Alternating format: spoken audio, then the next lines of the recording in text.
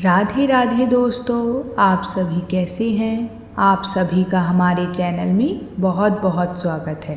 आज हम भाद्रपद मास की शिवरात्रि की व्रत कथा को सुनेंगे।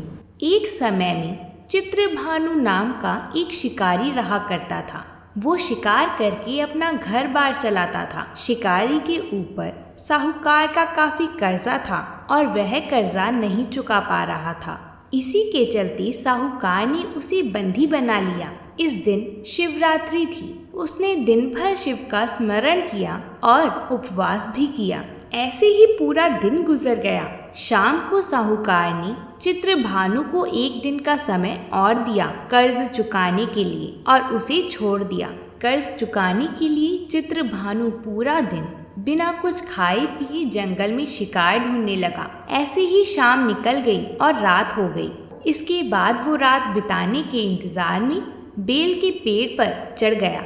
इसी पेड़ के नीचे शिवलिंग था। बिना जाने शिकारी बेलपत्र तोड़ तोड़कर नीचे की तरफ गिरा रहा था, जो कि संयोगवश शिवलिंग पर गिर रहे थे। इससे उसका व्रत पूरा हो गया। इसके बाद चित्रभानु को तालाब के किनारे एक गर्भिणी हिरनी दिखाई दी, जो पानी पीने के लिए आई थी। उसका शिकार करने के लिए उसने धनुष बाण निकाला। उस हिरनी ने चित्रभानु को देख लिया। इस पर उसने शिकारी से कहा कि उसके प्रसव का समय है, तुम दो जीव की हत्या करोगे, यह ठीक नहीं है। हिरनी ने शिकारी से वादा किया कि जब उसका बच्चा इस दुनिया में आ जाएगा तब वो खुद उसके पास आ जाएगी, तब वह उसका शिकार कर सकता है, लेकिन अभी उसे जाने दे। शिकारी ने उसकी बात मान ली और जाने दिया। इसके बाद प्रत्यंचा चढ़ाने तथा ढीली करते समय शिवलिंग पर कुछ एक बेलपत्र गिर गए। ऐसे में चित्रभानु से अनजाने में ही शिवलिंग की प्रथम पहर की पूजा भी हो गई।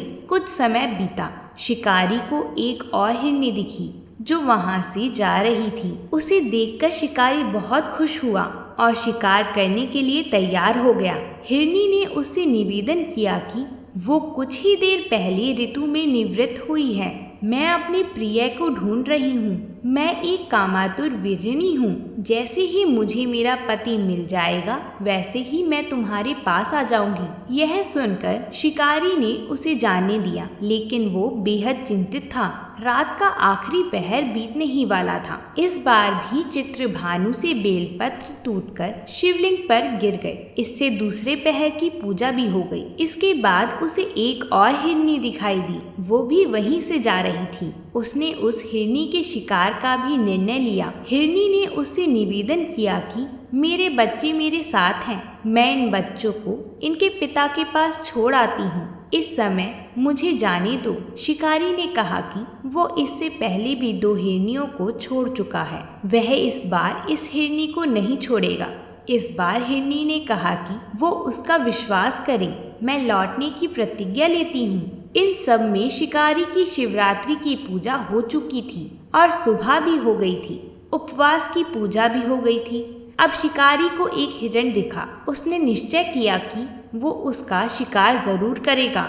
चित्रभानु ने प्रत्यंचा चढ़ा ली। इस पर हिरण ने कहा कि अगर उससे पहले आई 3 हिरनियों और उनके बच्चों का शिकार उसने किया हो तो उसका भी शिकार कर ले, जिससे उसे उनके वियोग में दुखी ना होना पड़े। लेकिन अगर उन्हें जीवन दान दिया है तो उसे भी छोड़ दे। जब वो उन सभी से मिल लेगा तो वह आ जाएगा। यह सुनकर शिकारी ने उस हिरण को रात भर का घटनाक्रम सुनाया। तब हिरण ने कहा कि वो तीनों हिरनियां उसी की पत्नी हैं।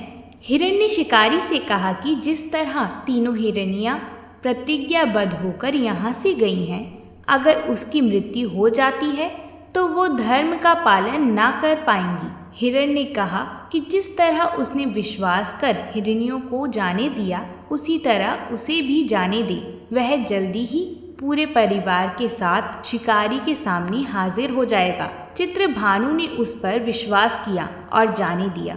उसका मन निर्मल हो चुका था, क्योंकि वो शिवरात्रि का व्रत पूरा कर चुका था। उसके अंदर भक्ति की भावना आ चुकी थी।